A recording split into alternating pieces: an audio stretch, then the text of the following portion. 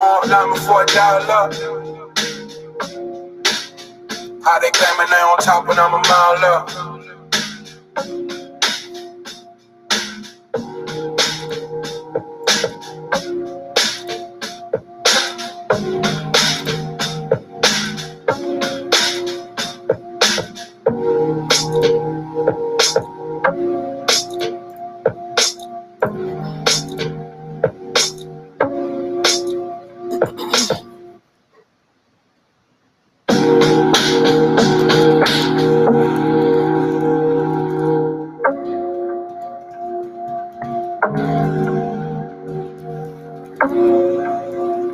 I had them all line before $1. How they claiming they on top when I'm a mile up. I had them all line before $1. How they claiming they on top when I'm a mile up. I know the wall's closing in, but don't you dare give up now.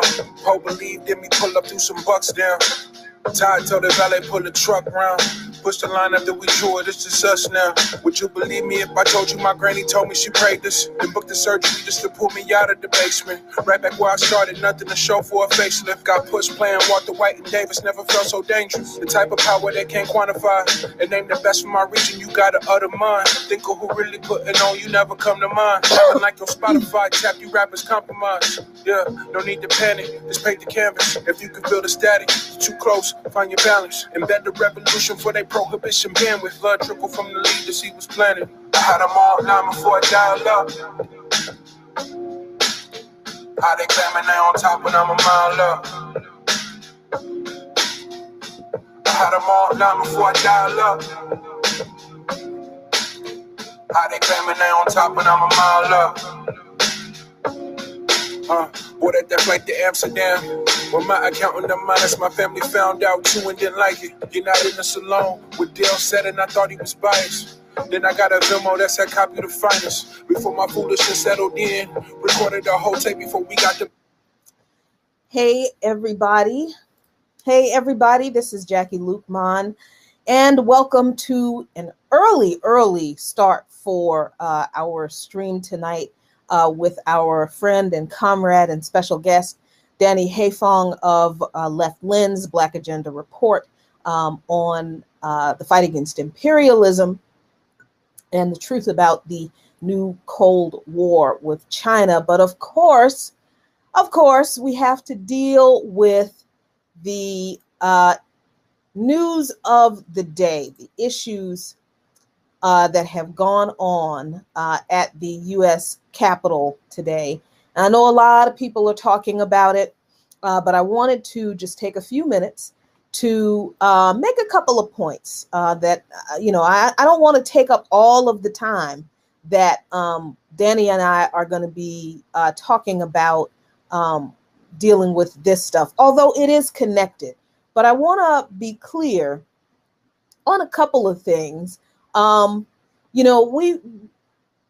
We radicals have been warning about the violent right wing in this country forever. And if you pay any attention to history, you know that the right wing in this country have always been violent. White people, and generally, white society is very violent. And we see that throughout history and all the violence that white people have rained down upon indigenous people, Black people, gender non-conforming people, poor people, women, the labor movement.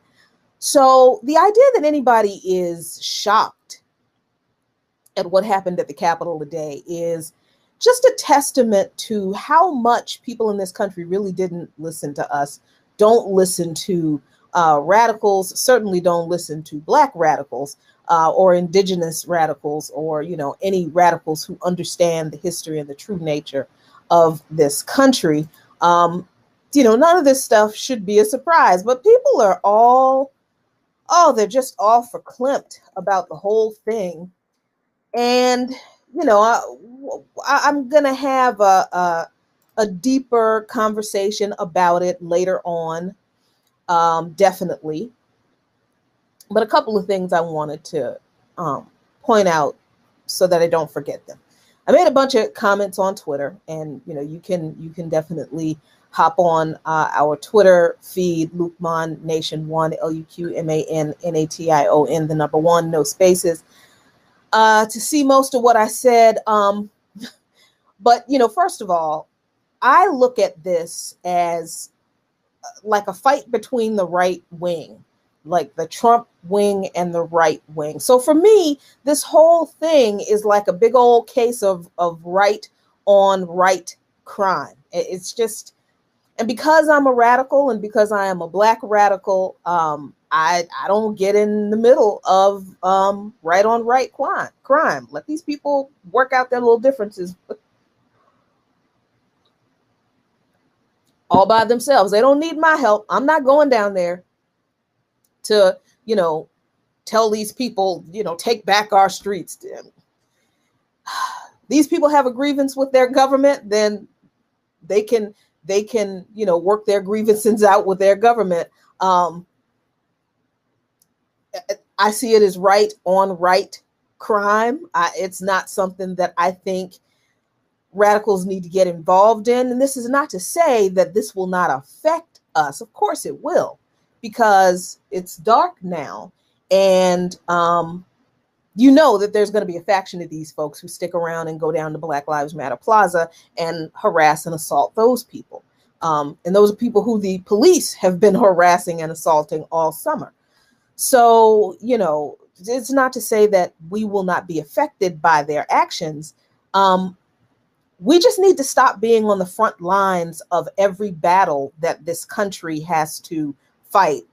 We need to stop positioning ourselves as the conscience of this country or the soul of this nation. This nation doesn't have a soul. This country doesn't have a conscience. There is not anything in the history of this country that points to anyone who has propped up anything in this government or created a part of this government that has actually done anything that reflects anything or any of those people or any part of the government having any kind of a conscious or a human facing attitude toward us.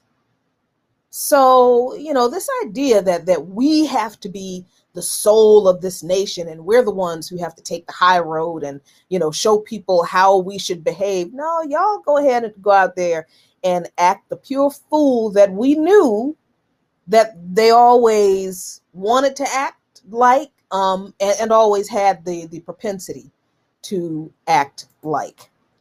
Then there's the issue of the way the police responded, right? Now that's a pretty big issue. And I think if you've been watching the coverage on any of the corporate news outlets, CNN, MSNBC, even local news, you would have seen this difference. And it was pretty stark compared to how the police responded to Black Lives Matter, anti-racist protests during the summer, compared to how they responded to these people who they were literally broke into the Capitol building. They literally broke into the Capitol building, stormed the Senate chambers, stormed the chambers of the House. Someone was shot, and none of these people, now there was tear gas deployed by the cops. There were a couple of flashbangs that were used, but none of these people were forcibly removed from the Capitol steps. None of those people were pushed back and pushed to the ground like the demonstrators were at Black Lives Matter Plaza over the summer repeatedly by Metropolitan Police and federal police and whatever other cop force was out there using their bikes and riot gear and batons, assaulting people, pushing people to the ground, walking over people and violently arresting people, as well as destroying food and water and medical supplies. In the middle of the night, they would wait to do this until 2 or 3 o'clock in the morning. when they thought that nobody was watching, nobody was around, all of the cameras were gone. And then the cops would move in and harass those folks who were down there and destroy their supplies. This is what the police did to peaceful Black Lives Matter demonstrators in Washington, D.C. The same cops now are out there with the Capitol Police and the Virginia State Police and some other police forces. And, they're politely moving these rioters off the steps of the U.S. Capitol, which is restricted. It's a restricted area. You're not ever allowed to go up on the steps of the U.S. Capitol. I live here. I'm always up and down by there. You can take pictures, you can walk past the Capitol, but you are not allowed to go up on the steps. They were allowed to go up there, and they got very little resistance. So, yeah, Danny's joining. We're going to start in a minute. The resistance, the lack of resistance, rather, of the cops to the rioters was notable. What was more notable for me, though, was the way some of the corporate news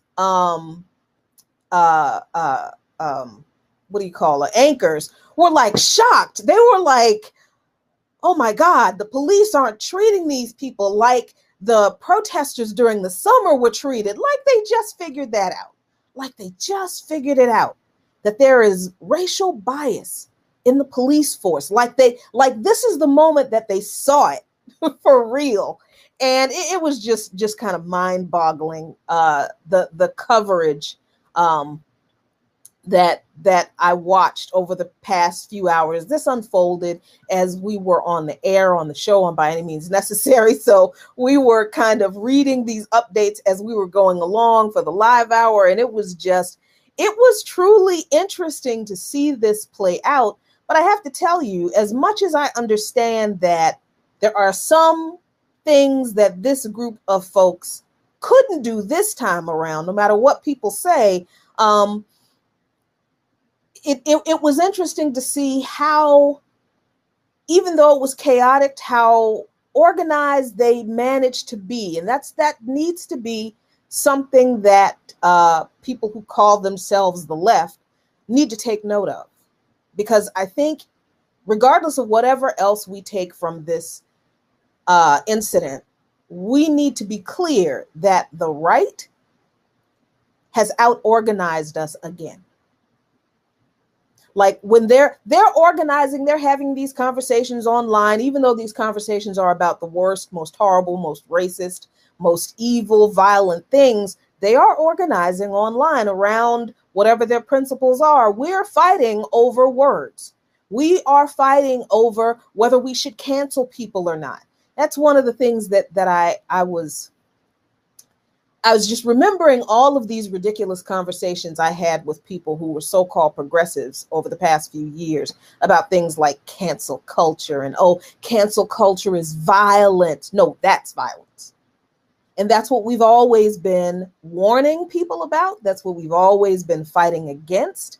And now that's what people have to contend with.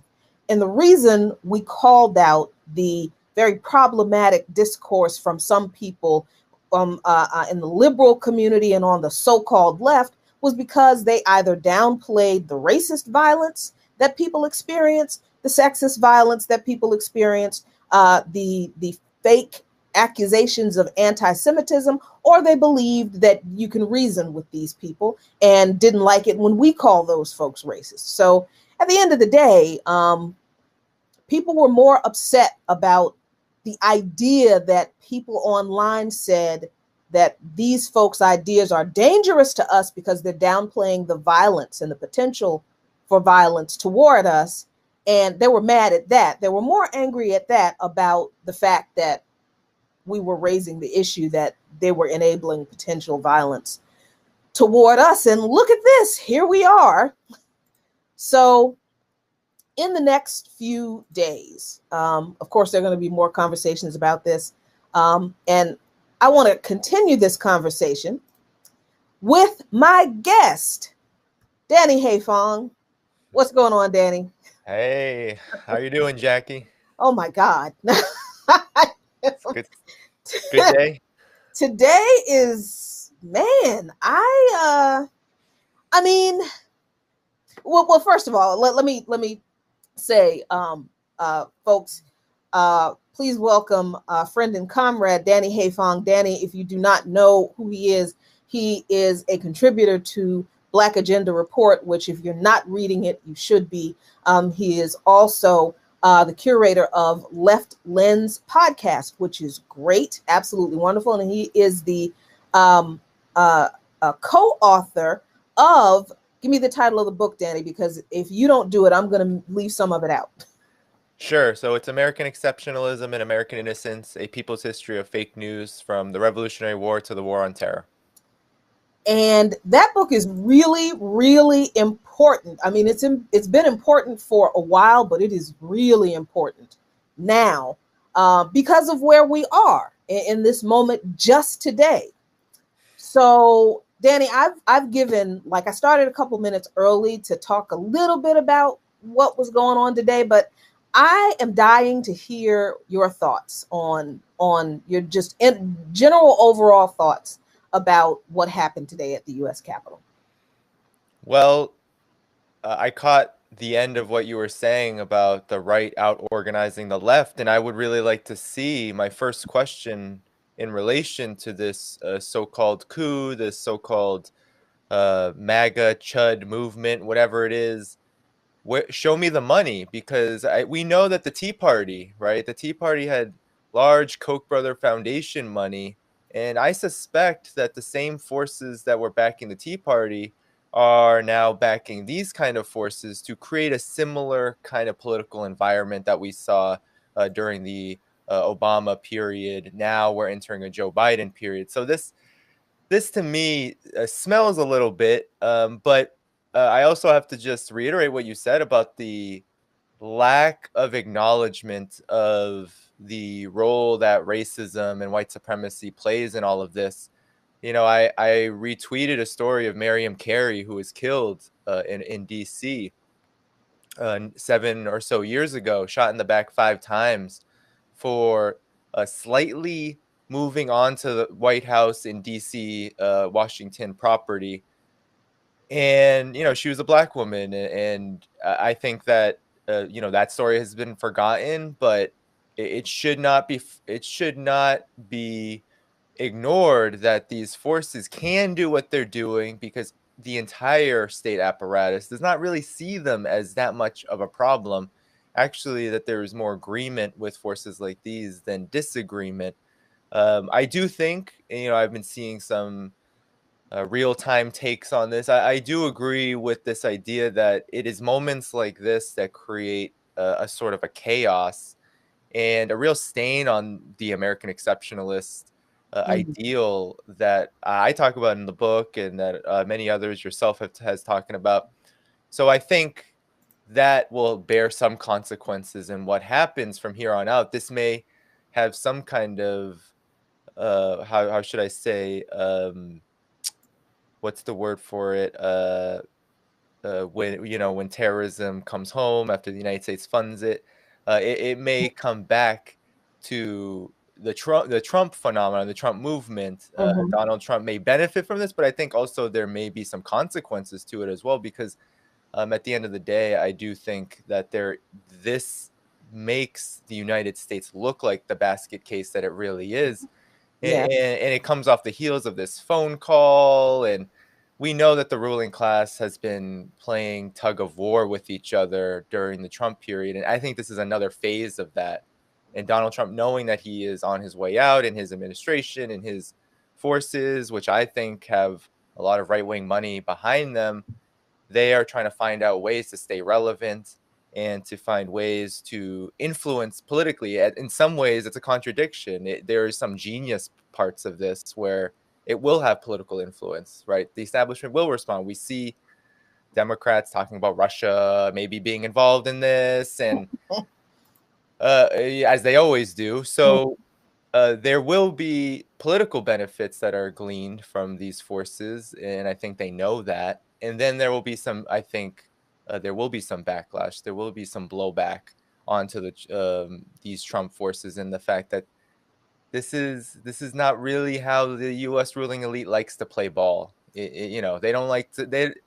They would much rather have this be done. I think there's a reason why Pence left, right? They'd much rather have this done in a more negotiated manner. And again, I think that this will have those consequences as well. So those are my initial thoughts. It's tough because you have this liberal hysteria. This is a coup, and this is, I don't know how you coup yourself. So but yeah, but and words matter. Yeah, words matter. So coups are very different from this. But anyway, go ahead.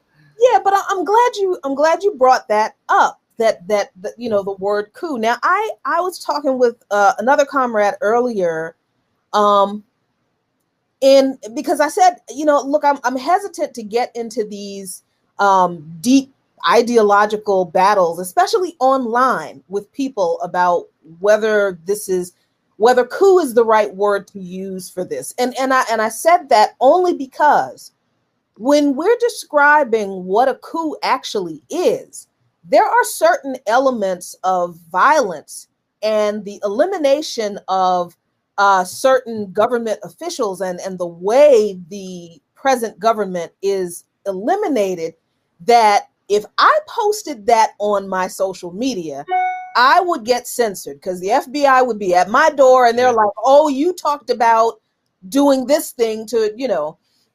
But the fact of the matter is, what happened today can't, under the textbook definition of what a coup is, be a coup, because ultimately nobody seized control of the government. I mean, that just did not happen. The people who were in charge of the government before this, they stormed the Capitol, same people who were in charge of the government. And I don't mean Donald Trump as in charge of the government. I mean, this action today did not disband the Senate. It didn't disband the House of Representatives. It didn't eliminate the congressional structure. And it didn't do any of the things that the United States government does in other countries. I'm still trying to be really careful with not saying the actual words, but what happened today didn't result in the kinds of actions like the United States government has done in Chile, in Cuba, or tried to do in Cuba, tried to do in Venezuela, did in Libya, where the elected leader was assassinated. And the government of that leader was removed. All of the people who were supportive of that leader were removed in various ways. And a government that this government preferred was installed. That didn't happen here. And I think that those of us who are radicals, not just on the left, but are radicals, need to be clear about the difference between a coup and an insurrection, which is what I think this is a better term for this, or if you just want to call it a riot, which, because I think these terms are important when we're talking about imperialism. Because, like you said, I mean, you can't coup yourself. Yeah, and these forces are not necessarily without power. I mean, Donald Trump is the president of the United States, right? This isn't something that is leading to a regime change, so to speak. And what is very interesting, I know our topic today is supposed to be China, and that this kind of definitely takes center stage because it's happening and it's happened right now. But what's so interesting is if everything that the United States has said about China were true, the United States would still look worse than China, would still come out as the S-hole country that it is, as a complete and utter disaster. I mean, as much as we may want to think that there's these cooler days coming, that there's calm coming with the entrance of Biden, what something like today shows us is that there is this real rot that's happening in the United States' political system. That it's not the rot. I know that some people like the Rising, these folks like to talk about rot as like neoliberalism. It's not just that. It's the entire system. It's the entire structure. It's not just a matter of who's getting voted in or which of these so-called electorally based movements are winning the day, the Trump forces, the AOC forces. It's that everything that's captured inside of that is losing legitimacy right now. I mean, we there's been a lot of debate about this forced to vote thing, but that's what that showed too, is that you couldn't even get people like AOC and Elon Omar, etc., to even vocally express protest inside of Congress for Medicare for all at a time where a lot of people were calling for. A lot of people were like, hey, could you do this for us? We voted for you. We fundraised for you. We organized for you. And no, that's not what happened. So I think this pandemic, this economic crisis, and the saber rattling with China, all of it. I mean, it's all connected, and it leads to things like this. It leads to this so-called insurrection. This actual what ends up happening is that the forces that do have state backing, that do have the benefit of being a reflection of this very system. That's what these MAGA chuds are. That's what they are. They're a reflection of a system that's been racist to the core and capitalist to the core since the very beginning. Now we're seeing what happens in 2021 when that system is literally coming apart at the seams, and we should expect more of it. Honestly, I don't understand how more of this hasn't happened given the conditions of society, given the fact that the left, as you said, is not organized. There isn't a mass movement of the left, but there are people on the right who have taken hold of these, and let's be honest, literal conspiracy theories, not the attacks on the left, but literal conspiracy theories about the pandemic, about the election. But that's what festers in a society. There's a thing called, I've been doing some reading about like infodemics, like when a pandemic happens, you actually don't want the you don't want this. People kind of fetishize free speech, but you really don't want literal lies about a public health crisis. We should have this for a lot of different issues, but when it's a public health crisis, you don't want literal lies to be going around and catching steam, because it kills people. People listen to them, and then they're left in the lurch, and they don't know what to do about the pandemic. They don't know who to trust. And that's what's happened here. But we can say that there's an infodemic in the United States in totality. So that, I think, has played a big role in the fact that, these folks, these kind of folks are who I think, they're not our friends, although some may think they are, but they're not. I think they're astroturfers in a large degree. They're genuine in their desires, but I think that there's right-wing money behind this. I would like to see if someone can find that out. It probably wouldn't be too hard, to be honest, but I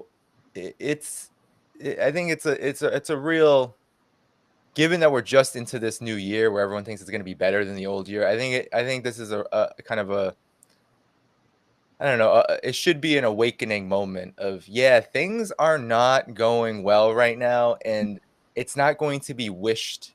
We're not going to be able to wish ourselves into a better political circumstance. And so I hope that that's what we can take from this, rather than get into these, I think, oftentimes unhelpful conversations about the character of these movements and all this stuff. I hope that we can get some real investigation into what's going on, how these forces get to mobilize, because this is not the first time. They were doing it earlier during the general election, in smaller, in a smaller way. So I think that there's a lot of questions as to, like, how are they doing this? People just don't go places, There always is, or regardless of what people may think, spontaneous uprisings. We haven't really, as much as we thought that the George Floyd protests were spontaneous, there were a lot of people organizing those things. There were. It's true. People just don't show up. So it would be interesting to see what's really at the lead of this. And we know that there's a lot of money. Trump is not alone. He's not alone in his little perch. He has a big backing. He's a product of what's going on. He is the Republican Party. He is the GOP. So I guess, yeah. There's just a lot of, I think there's just a lot of reflection and I hope a lot of lessons that can be learned from something like this. Yeah, I'm thinking of somewhere that I saw, and I can't remember where it was, so I have to go back and dig it up, where someone was able to discover that Roger Stone actually created a website and called Stop the Steal in 2016. Mm. And I have to go back and find that. Y'all help remind me to do that. So yeah, that's very interesting that you would bring that up, because I just remembered that. Yeah, I think I saw that, and I just have to go back and look for that. But I'm glad that you mentioned the infodemic phenomenon here in the United States, about the way people don't understand things just because of the way our media is set up to parrot the party line of, you know, the corporate state. And that party line, it's both parties. It is not, you know, the Republican Party line isn't any necessarily worse than the Democratic Party line. When it comes to imperialism, their line is the same. And I think we saw a lot of this, certainly in the years before, Danny, but definitely the last 4 years, and certainly since the spread of this coronavirus in regard to China.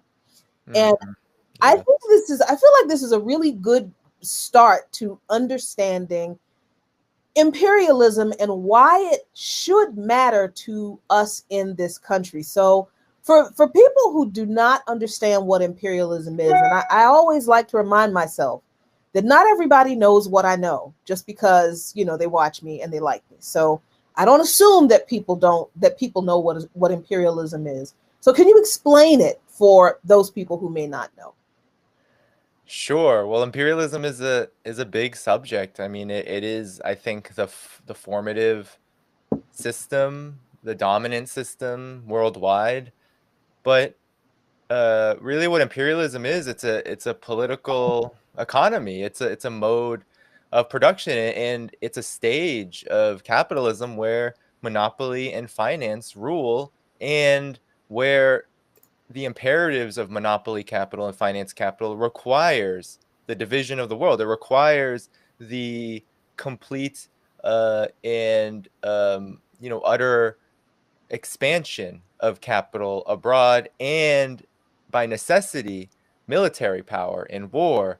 And so that's why you have the United States, which is the foremost imperialist power and has been for more than 70 years.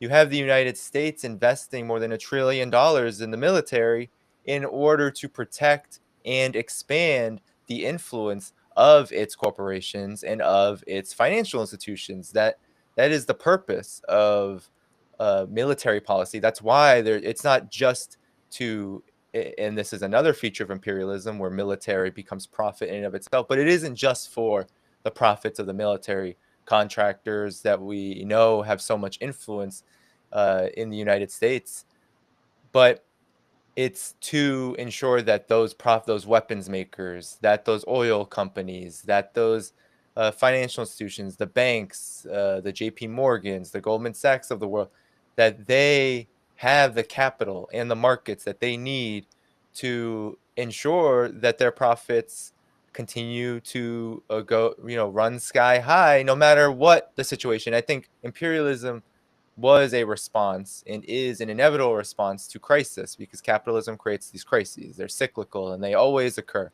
And imperialism is one way and is a stage of capitalism which is a response to this fact that you do need to expand. If you're a capitalist, if you are imperialist, you need to expand abroad if you are going to if you were going to mitigate these crises. That was one of the big, I mean, that's kind of the American story, really. The American story is really all about how every time there's been a crisis in the United States, usually economic, but also political and social, the United States has looked abroad, or it's looked for ways to ensure, whether it's taking indigenous land to ensure that white American workers have, a tract for themselves, so they don't rebel against the government, and they feel like indigenous people are inhuman, and they can look at Africans as property instead of looking at themselves as exploited by the system. That's kind of the way that this has always worked, and imperialism is the internationalized realm of that development here in the United States. It's how the international system of finance and the international system of corporate plunder is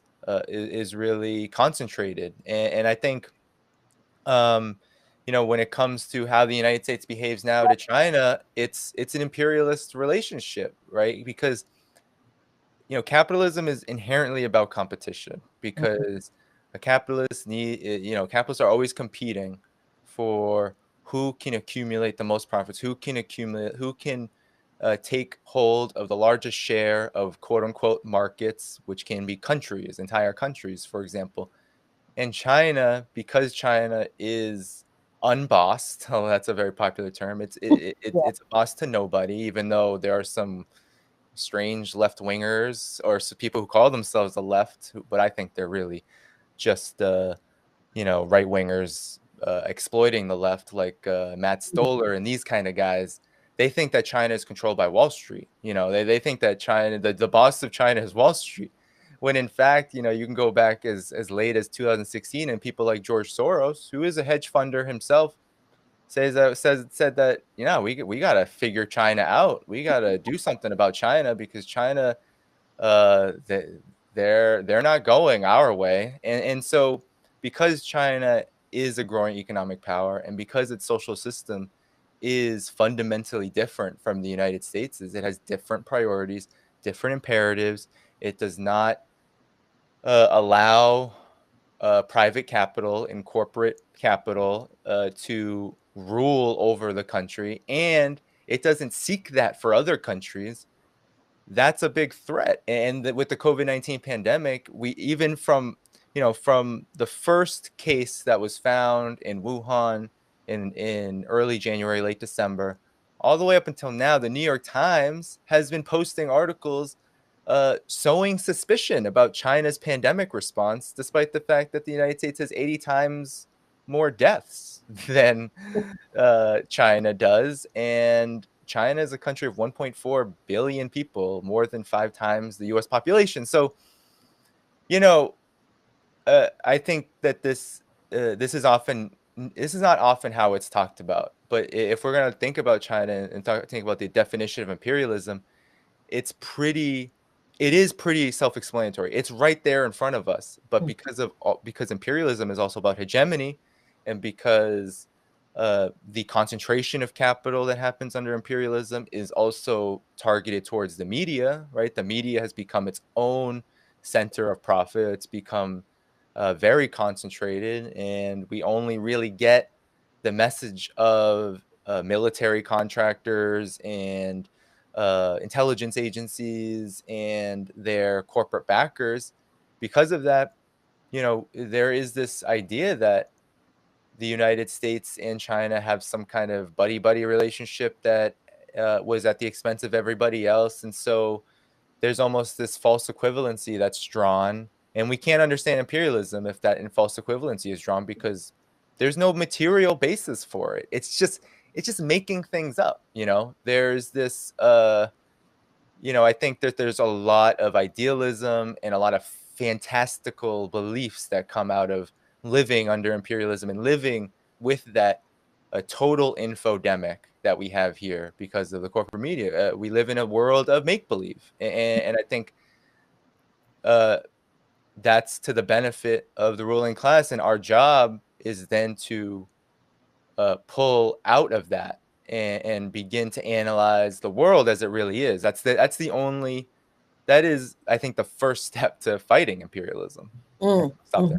Yeah, and I think you're right to embark upon describing the world exactly as it really is, which is why we decided to do these kinds of shows, especially after last year, where we are seeing China. And I'm glad you mentioned the coronavirus and their response to the coronavirus, because it's important in this conversation, and about what you said about us seeing the world from inside the empire, from the empire's narrative. Like, we remember early in the pandemic, and when there were news reports about China locking down the Wuhan province, restricting travel. And there were reports about, the Chinese police dragging people back into their apartments and, locking them in there. And we saw the media talk about how authoritarian they were, and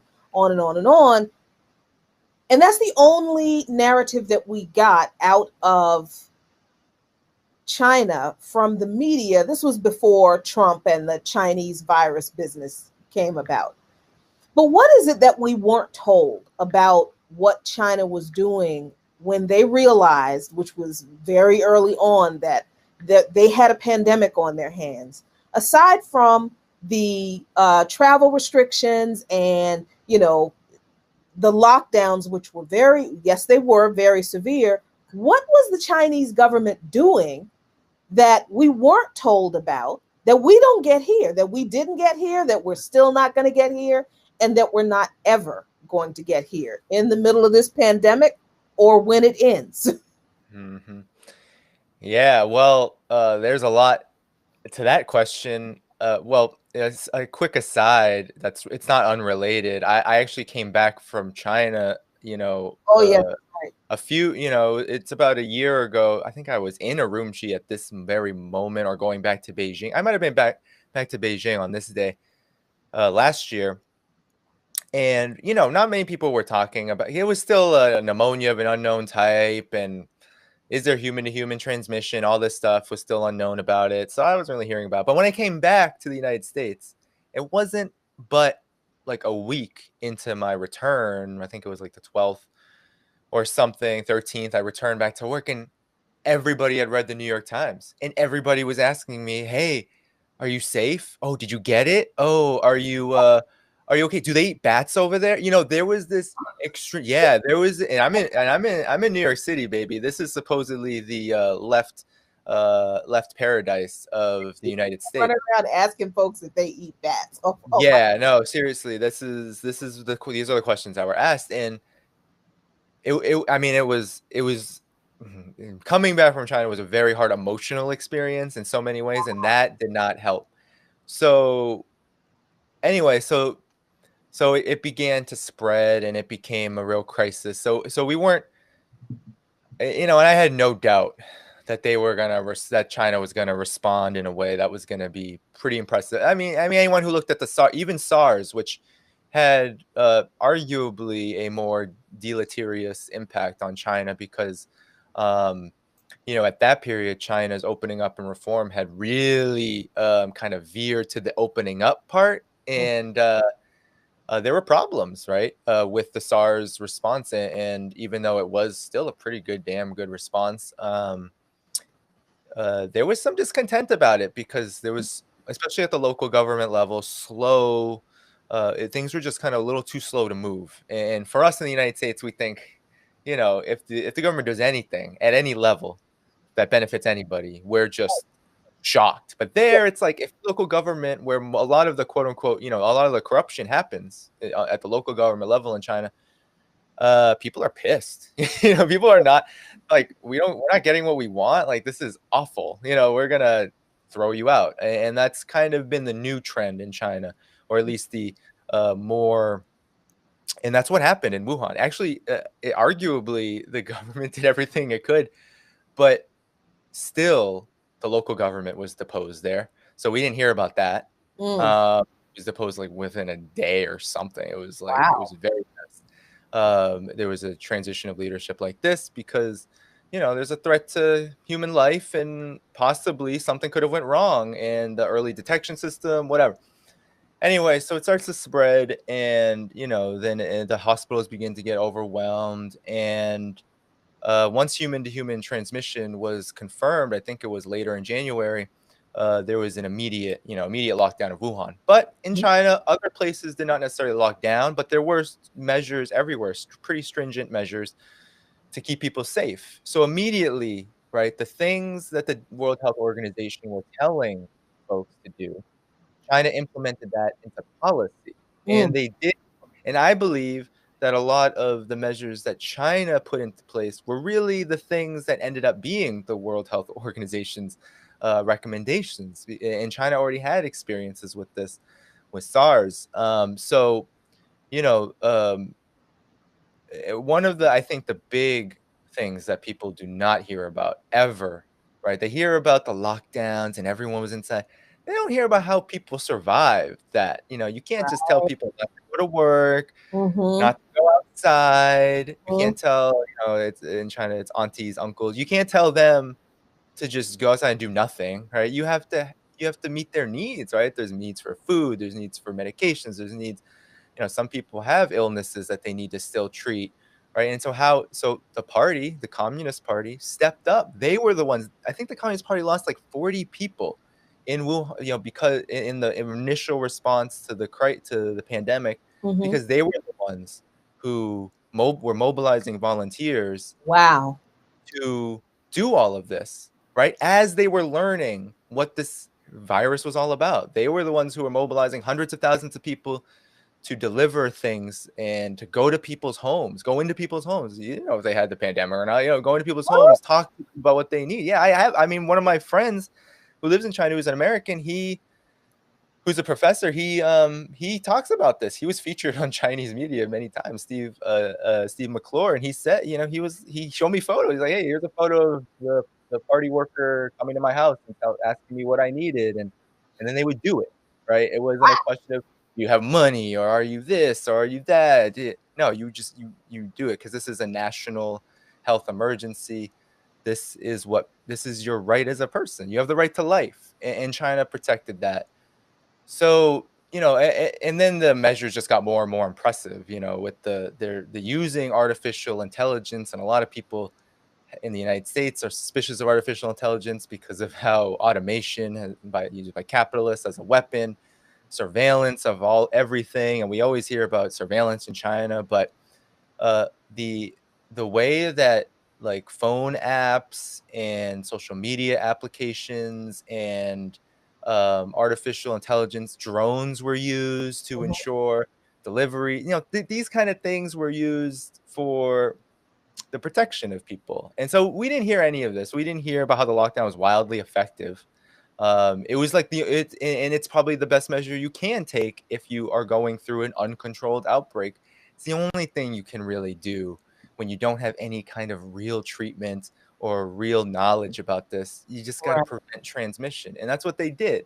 But Beijing didn't have to do that. Shanghai didn't have to do that. Other places didn't have to, but they did. All the entire country took, measures that would protect. Businesses were shut down everywhere, right? Non-essential businesses shut down everywhere, and people were paid. People were paid to stay home. Oh my God. What? Their wages, yeah, got their Wait. wages. The evil Communist Party of China paid people to stay home in the middle of a government imposed lockdown. Is that what you're saying? Yeah, and everything, in any healthcare that was necessary for the treatment of COVID, testing, all of it was free. So yeah, we heard stories early in the pandemic here in the United States where people were getting $1 million bills. There was no $1 million bills in China. Everyone was getting the treatment they needed to get through COVID-19. And you know um and then there was just measures to protect the economy too, because yes, something like the lockdown in Wuhan has an impact on the overall economic system. So what China did was it used its state lending institutions, its state-owned lending institutions, its banks, to give loans and collateral to companies, private and public, so that they could pay workers, so that they didn't have to lay people off. Um, that was the economic measure put into place. So here in the United States, we're like, UBI now, because we don't expect our employers to do anything for us. And we have such bad unemployment. In China, unemployment is cyclical. A lot of it's based on disability, to be honest. And a lot of it is based on, the still uneven. There's a lot of unevenness between the rural parts of the country and the cities. So a lot of people go back and forth and work. That's where a lot of the unemployment is. It's not inherent to the system. Like in the United States, it's inherent to capitalism.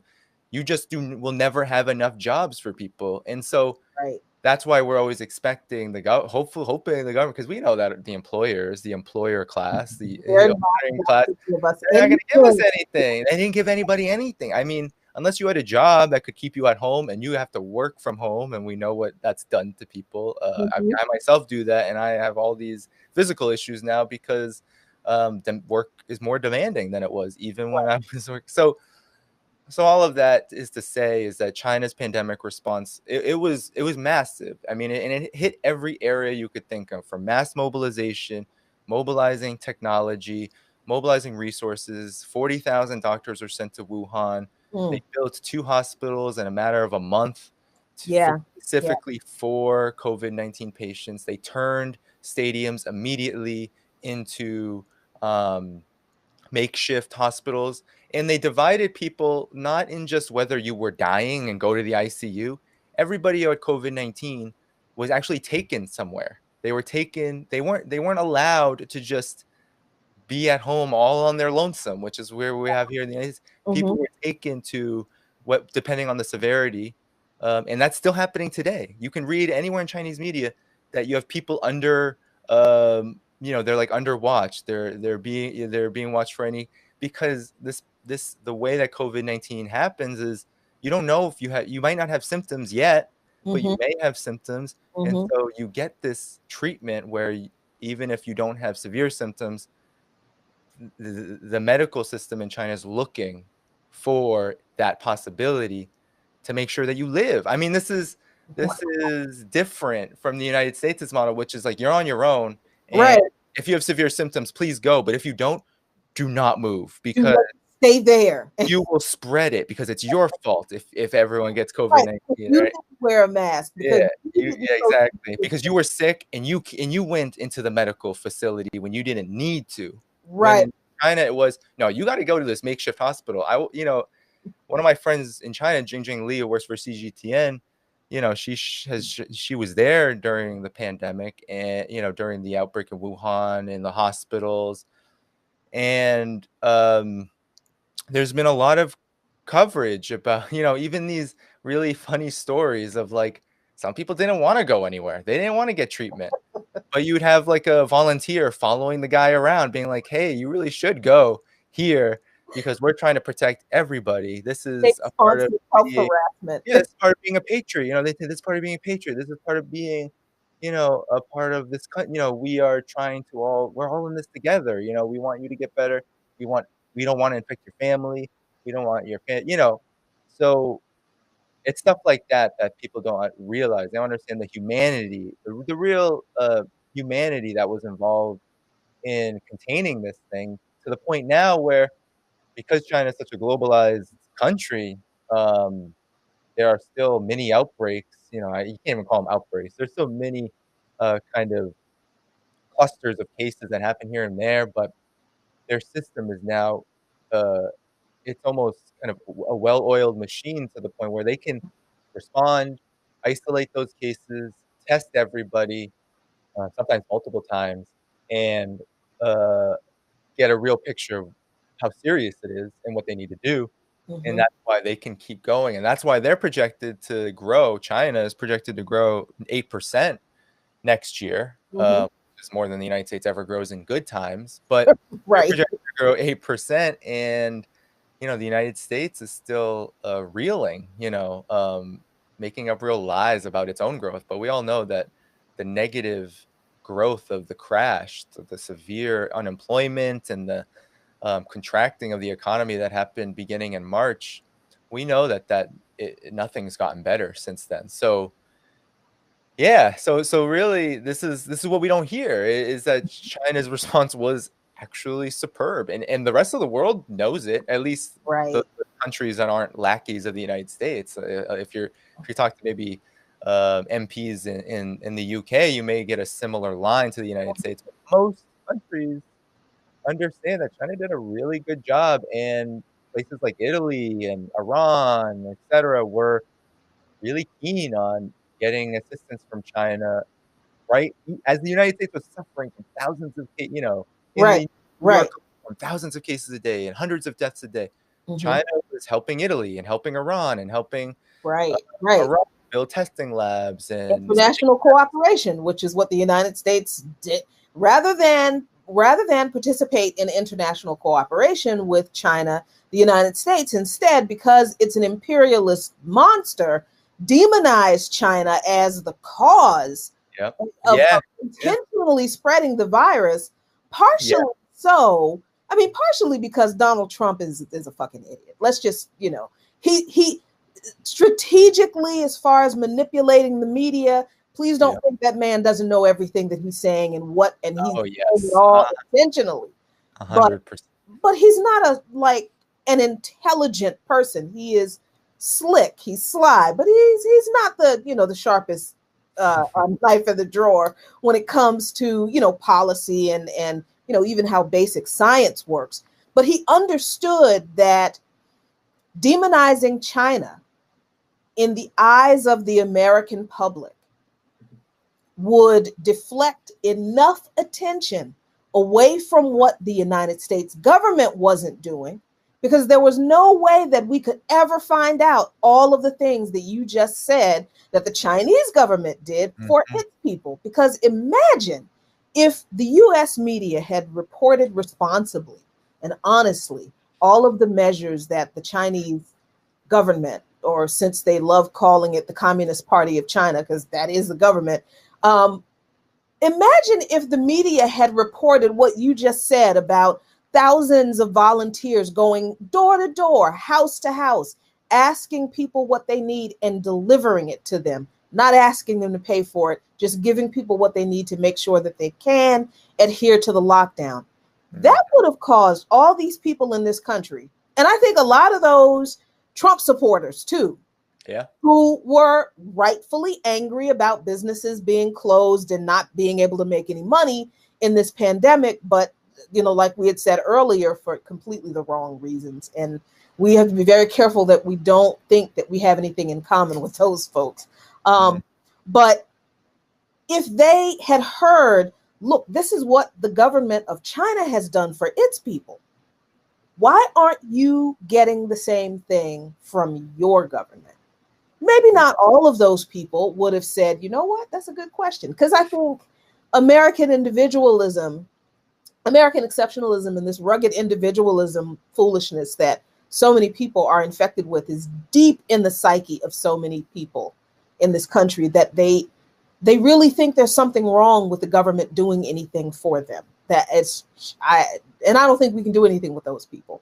But it was an absolute intentional campaign by the Trump administration that the Democrats went right along with, demonizing China in regard to the coronavirus.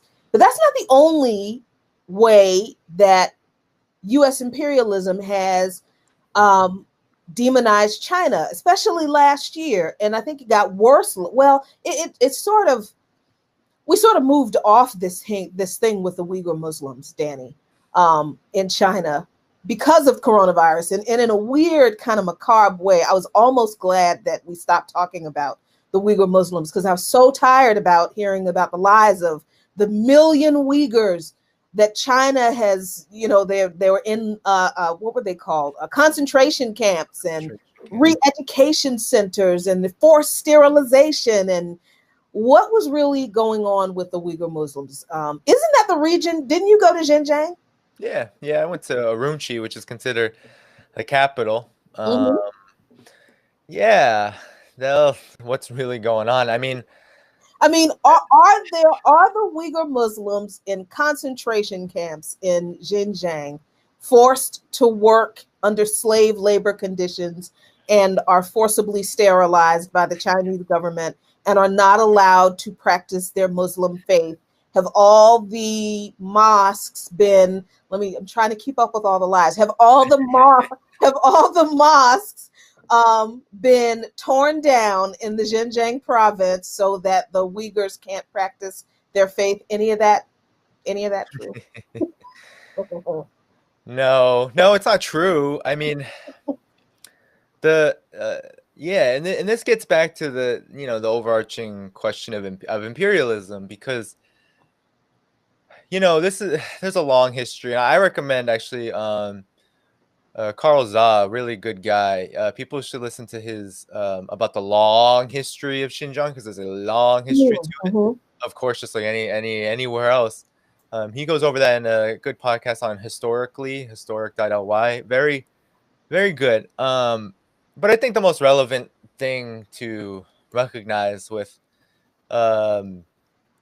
Xinjiang and with these lies first is that a lot of people have done this. Ajit Singh and a lot of good journalists have kind of debunked the sources that have been talking about this, the Adrian Zenzes of the world, who are like, right-wing fundamental. Actually, there is a sort of a cottage industry among right-wing fundamentalists, Christian, Zionists, kind of like imperialists, who all have a stake in, they work for like Axios and other places, and they Bethany Ibrahim or whatever her name is. There's a team of people, and they're in think tanks like the Australian Strategic Policy Institute, which are literally funded by the State Department and by Raytheon and Lockheed Martin to create these narratives. I mean, they're really just narratives. They'll show you satellite images and say that's a concentration camp and that's a concentration camp. But they don't want to talk about the real policy and the real history of, more than a decade. China went through some very brutal, there were attacks on Urumqi in 2009. There were lots of people who were dying from these so-called riots. They were being instigated by these terrorist groups along Xinjiang's very porous border, which borders many countries, including Afghanistan. And China for a while didn't really respond that much to this. They would of course try to apprehend the perpetrators and whatnot.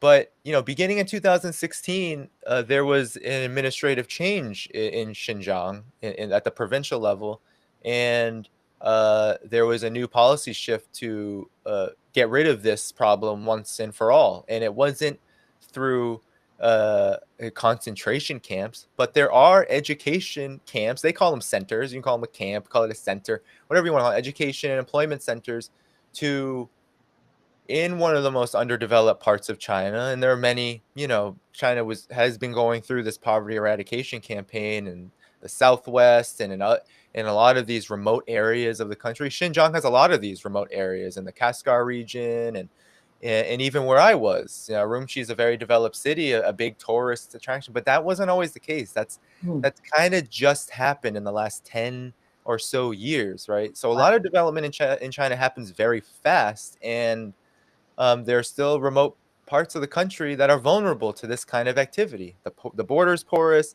These terrorist groups it took advantage of it. And so China was like, all right, the best way to get rid of this is to, one, re-educate the perpetrators. So they're not killing them and torturing them. They're saying, hey, abandon this like jihadist, violent, anti-government. You're gonna, sacrifice people for the cause of nothing. Like get rid of this. Right. This is an inherently terroristic, exploitative ideology. Stop that, and live. Integrate into society, live in society, and that's been the model that China has employed, and it's been very effective. And you know what, a lot of Muslim majority countries say that.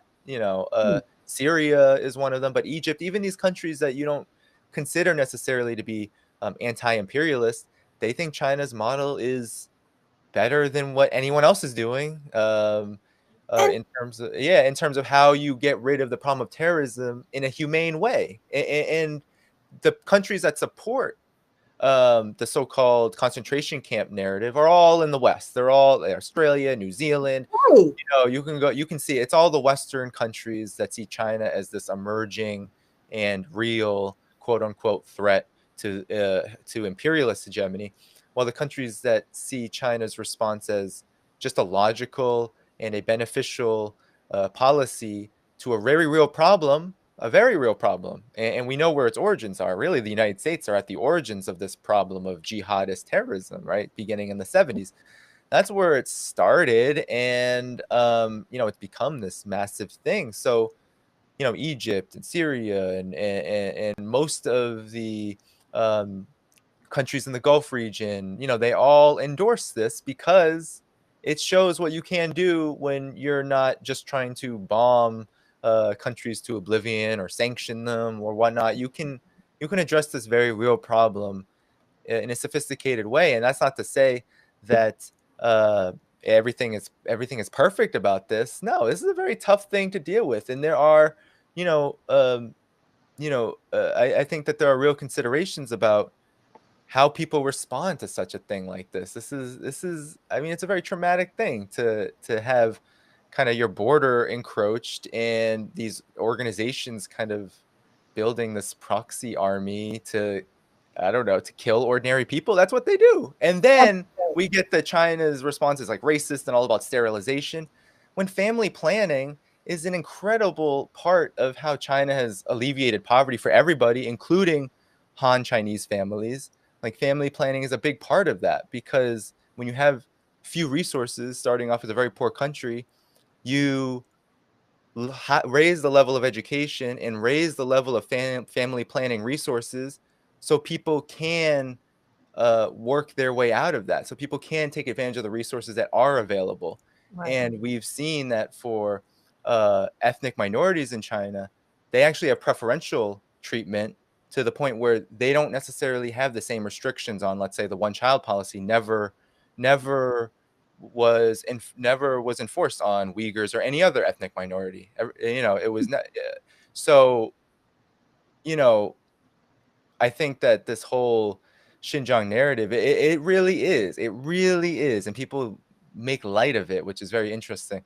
It really is a CIA cutout. It is a narrative of the State Department, because all of the organizations and the sources, Adrian Zenz and his Victims of Communism Foundation or the Australian Strategic Policy Institute, they're all backed by the real anchors of empire, these military contractors, the State Department, etc.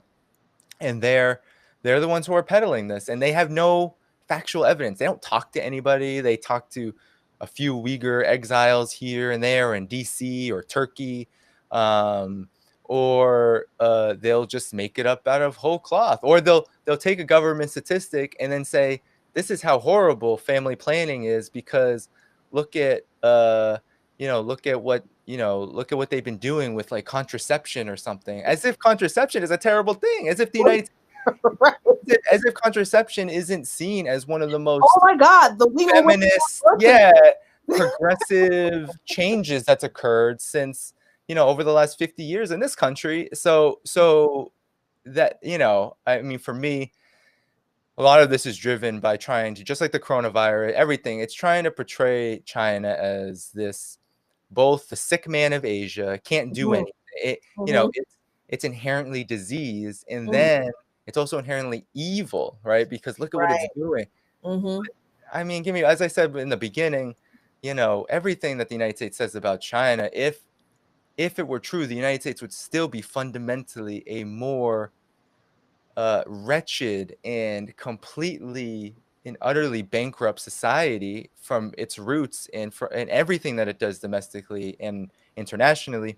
But because most, if not every single thing, is a lie, the gulf between the two is actually it's a lot wider than we even think. Like, a lot of people think, oh, China does all these bad things. The gulf between the United States' model of governance and political economy and China's, the gulf between the two in the realm of human rights and the realm of this question of peace versus war, all of it, climate change, any issue you want to talk about, China is moving in the right direction, and the United States is moving in the wrong direction and is already firmly in the wrong camp.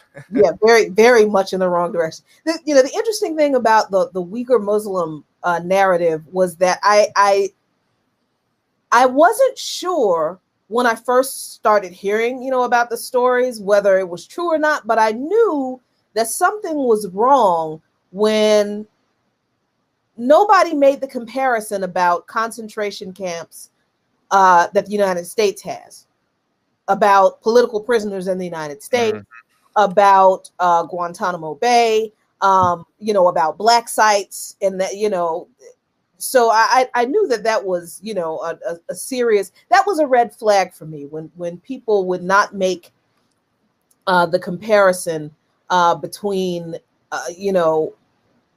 what they claimed China was doing, which there was no evidence for, but there's all this evidence of what the United States is doing in regard to the same human rights abuses, and that's not a big deal. That's how I kind of knew that something was really very wrong with that narrative. But Danny, the last thing I want to ask you about, and because I know you have to go, but Easy D asked a question. I'm going to put this question up again, because this was actually the last thing I wanted to talk to you about. What's your view on Hong Kong? Can you see a peaceful resolution between mainland China, also Taiwan, or is this all Western interference? Now, I think that's a really long conversation. The history and the relationship between China and Taiwan and how Hong Kong factors into it. But I did want to ask you about these Hong Kong democracy protests. I'm using the air quotes because I think the clue should have been when these people who claim to be in solidarity with the Hong Kong protesters demonstrated in front of the White House at a candlelight vigil, and they held up pictures of Donald Trump asking Trump, please help us. But that didn't seem to be enough of a clue for some people to understand the problem with these so-called democracy protests in Hong Kong. So, Danny, what is the real deal with these so-called democracy protests in Hong Kong? Are they really? And is China and their security bill just another evil machination of the evil Chinese Communist Party to stifle people's freedom? Yeah. So good question. Very good question by Easy D. Because they're very connected, Hong Kong, Taiwan. There are these very sensitive regional questions of China and its national integrity and territory that the United States has now been looking at as a way, and Xinjiang is part of this, although, arguably, Xinjiang has been directly a part of China since, prior to the revolution, even, there's a long history there. But in terms of Hong Kong, the protests, well, it's interesting because, Jimmy Lai, who was this, 100 millionaire who owned a billionaire media outlet, Apple Daily, he's been arrested. I mean, all of these arrests, to put it, also Joshua Wong too, all of them are not based on they protested. A lot of them are based on other charges that are actually legit criminal charges of corruption, etc. But it was the national security law which kind of laid the basis for this, at least politically, where there is a clause, and with Hong Kong, it's very important to understand Hong Kong was an outpost of the United Kingdom, and it was a colony. And it wasn't until the 80s where the UK, and China were able to begin negotiating the terms of Hong Kong's return, and it wasn't until the 90s where that was cemented in a formal agreement. And in that agreement, which did codify, quote unquote, one country, two systems, right, where Hong Kong would retain its capitalist and colonial judiciary, which is a big, I think, contextual point people need to understand about how these protests kind of came about. And In Article 23, it said that China has the right to construct a national security law in accordance with its own constitution to integrate Hong Kong into China. And that, I mean, that's just basic, regardless of what you think of national security, quote unquote. Every country has it, and regardless of what you call it, there's always something stipulating what it means to be part of China, what you can and cannot do. You can't say you're going to be independent from China because no, you are part of this country, and claiming independence is a direct attack on the territorial integrity and the sovereignty of the entire country. And so this law was very popular. I mean, it got more than 40% of the country was polled as supporting it through a survey, and we can only imagine that there were more than that.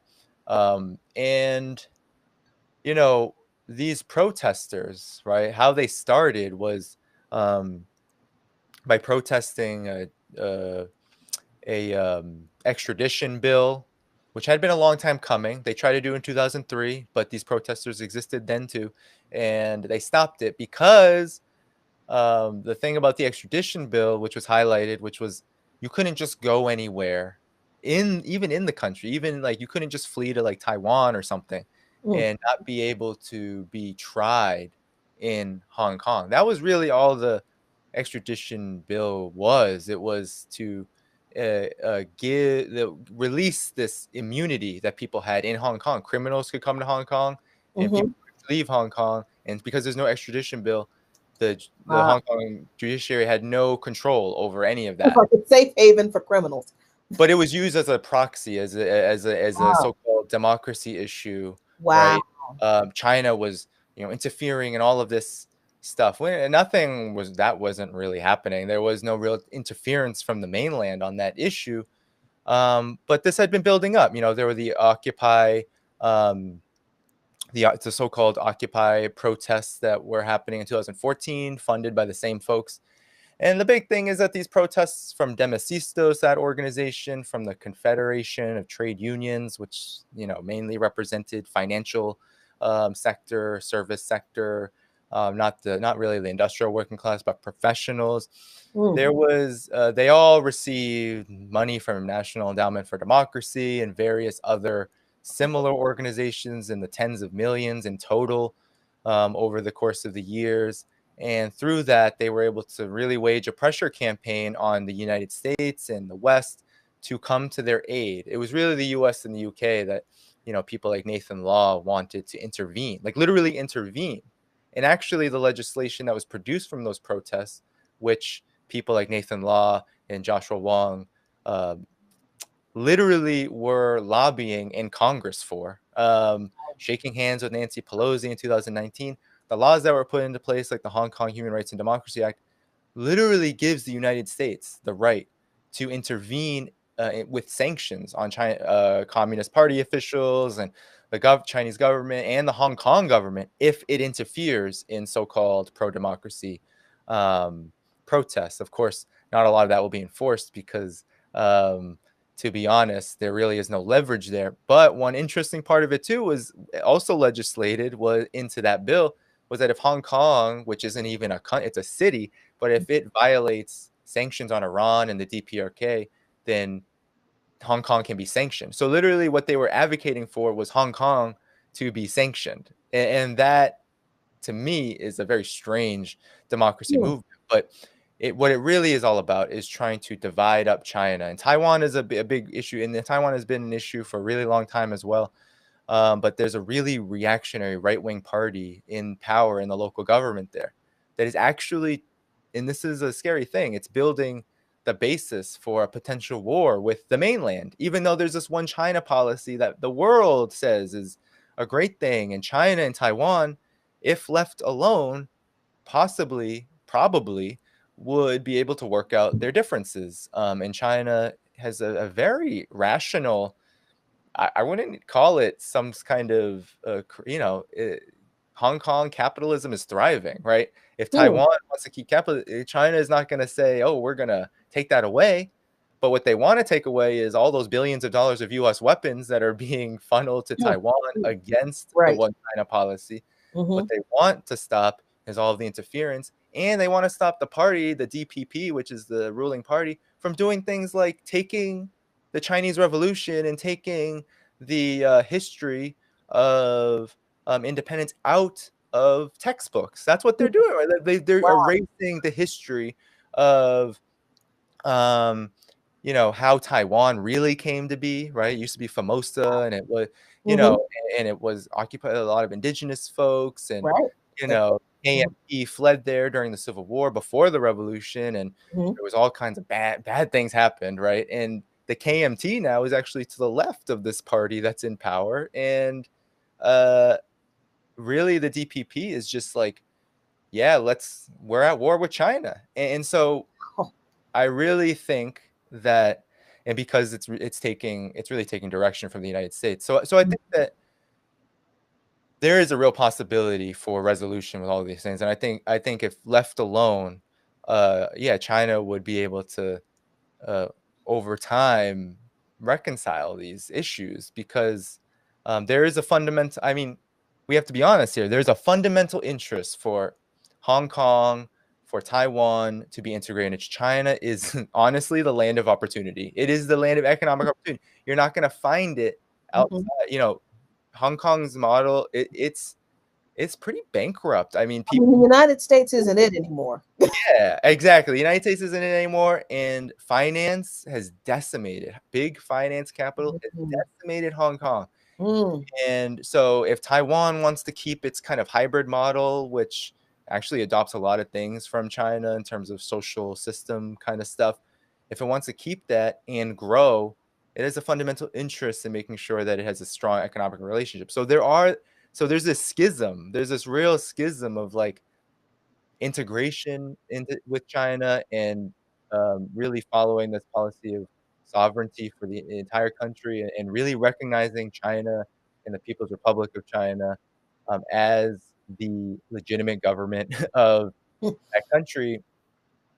The only interests are to not follow this, is to go, are those forces that are so embedded with the United States and with its dictates, because and so that's why I think, there is a big possibility that these things will be resolved, but I know that, and I think we all know, that the United States is seeing these so-called conflicts inside of China as its opportunity to try to contain, try to stop its rise, try to curtail its economic growth. None of it is working, but that's really the only thing that they have.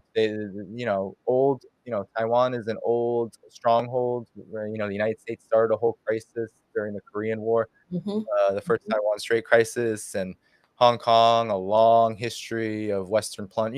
Trying to take these old kind of sites of domination and use them to recreate it in the here and now. But it's not going to work. I mean, it's not going to, it's going to be this long conflict, and the United States is just going to come out looking like a belligerent and dangerous and destructive force in the world, which, as we know, it is. Well, it looks like the United States is the sick man of the world and not China. But Danny, I know you have to go, but the very last thing, last 2 minutes. That's cool. What do what do we radicals, we Marxists, we socialists, we communists, whatever we want to call ourselves here in the radical community in the United States, what can we take from these lessons about what China really is, what the United States government really does in China, involving China, and how they use its media apparatus to indoctrinate us? What do we do with all of this information in relation to our struggle against imperialism from inside the belly of the beast? Well, what very few are doing, including a lot of these, folks who are debating, very few of them. I do credit, folks who do speak out against war, but there are a few. And I think that the first commitment is to demanding peace. It has to be part of this demands that people are raising. And then unfortunately, a lot of these left-ish types, those folks like in DSA and other organizations, they don't put peace really on their platform. Mm. And oftentimes, and this will be a big struggle for us to come under Biden, because Biden will ratchet up the humanitarian interventionist line. So glad you mentioned he will do that with China. I mean, he will do that with, there is no doubt about that. While some people think, I'm not of the personal opinion that this is going to happen. Some people think there'll be some cooling between China and the US, but maybe economically to a slight degree. But I think the human rights and the humanitarian interventionist line will be primary. And we know from his appointments and all of that, with Blinken and all these folks, that that's their game, and there's no pulling back from that. So, and there's no stopping China's economic growth right now. So Biden's entering a period, probably there couldn't be a worse period for this kind of transition to happen, because Biden's coming in with a huge economic crisis, and with China looking honestly like the all-star of the world right now in terms of its growth, its pandemic containment, all of that. It's looking like the option. So the United States is going to try to smear China big time, but a lot of the left doesn't put that on the platform. It doesn't put that as something that we need to challenge. And I think it just begins with, we need to put this military albatross, this machinery, center stage. It needs to be center stage of the struggle. It needs to be center stage of any struggle that's happening, even the local ones. I mean, I know a lot of, like, we need to go local. We need to go local. We need to organize locally. We need to, we need to organize here with people who are going through stuff here. And it's like, yeah, if you're going to be organizing against prisons are part of the war machinery. There's no reason why we can't make those links. And there's no reason why we can't build forces that are prepared to do that. And I think that's really going to be our job during the Biden period, because it will be a tough period. It's not going to be, I think that, there's always a hope that there's going to be this, the Democrats fail and the Democrats betray and it'll lead to some big, I think in the first couple of years, we're going to have a lot of time to build those forces, because a lot of people will be cooling off. A lot of people will be like, okay, Democrats are in office. With the Georgia stuff that's happening, I hear it already in the discourse, cooling off. It's, oh, thank goodness, and these aren't just like elitists. A lot of people say it's just elites. It's just no. These are people who, ordinary folks, whether they're the Black community, whether it's white people, whether it's, there are people who are saying this and who are like, woo, everything's fine now. Yeah, no, it's true. I mean, there's a fetishization of the electorate too in the progressive movement. We see it with these shows like The Rising. Whatever the electorate says and does, and whatever they think, it's correct or wholly true. Like, yes, most people want Medicare for all. Most people don't know how to fight for it, and most people don't really even know what it. There's still a lot of work to do or most people don't know that you can't have Medicare for all under this model of like endless austerity and imperialism. You can't have it. You can't. But so that's where the work is being able to take those developments and to link them with this struggle. And China will have to be at the forefront, whether we like it or not, whether people have all these hang-ups about China. Buckle your seatbelts, guys, because China's going to be growing 8% per year. The United States will not be growing at all. And what does the military-industrial complex have to think about that? They think that's a disaster. They think that that is an existential threat to its very existence, because if China is able to do the Belt and Road, is able to build these connections with other countries, and has the capacity industrially, economically to support countries, then these countries, they don't have really a basis to listen to the United States anymore. Even the most corrupt, think about it, on the African continent, in Latin America, wherever, the most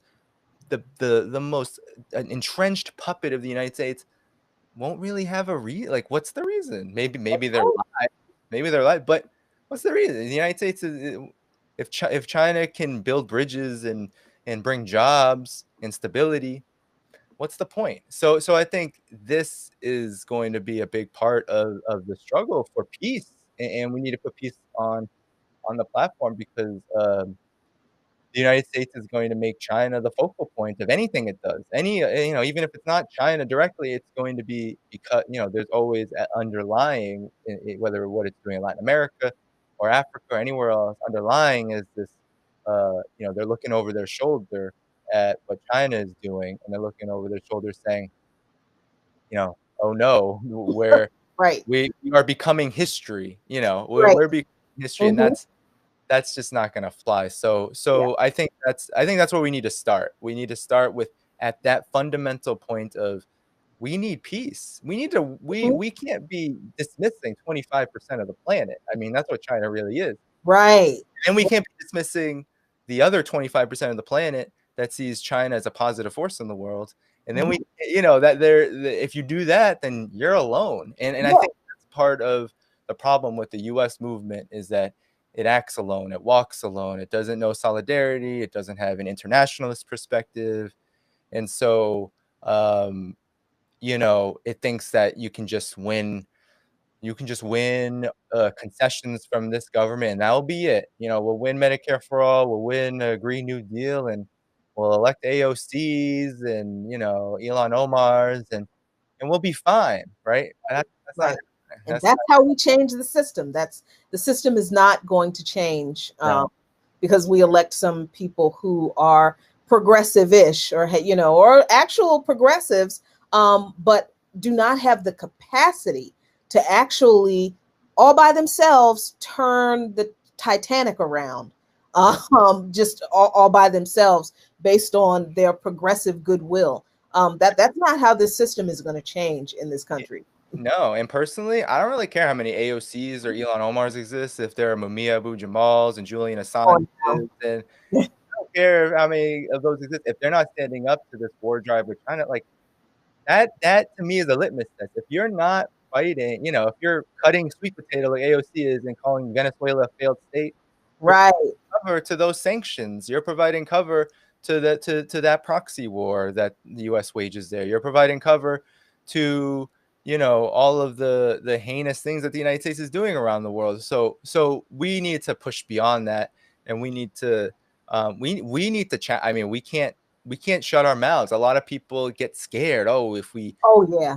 Yeah. insult, or we don't, if we alienate those forces, if those Oh, we forces are can't. going to be alienated by that. Yeah, we can't talk about how Bernie Sanders is an imperialist and he supported the coup against the coup attempts against Venezuela and thinks Nicolas Maduro is a dictator. No, we need to talk about that. Exactly. We Or need to talk about the fact the that same way.